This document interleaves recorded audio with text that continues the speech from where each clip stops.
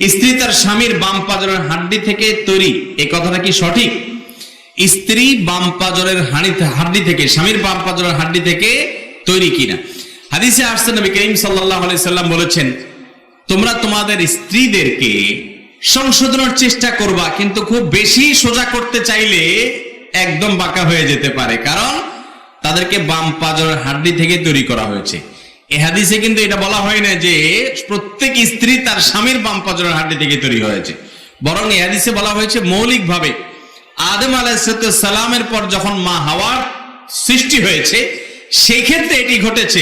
প্রত্যেক নারীকে ইন্ডিভিজুয়ালি তার স্বামীর হাড় থেকে তৈরি করা হয় নাই, কারণ বহু নারী আছে যার স্বামীই নাই, দুনিয়া থেকে চলে গেছে বিয়ে ছাড়া, তাহলে তার সৃষ্টি কোত্থেকে হয়েছে?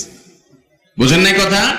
তো হাদিসে এটা বলা হয়নি যে প্রত্যেক নারীকে তার স্বামীর হাড় থেকে তৈরি করা হয়েছে, বরং শুরুর ঘটনার কথা ইঙ্গিত করা হয়েছে শুধুমাত্র হাদিসে।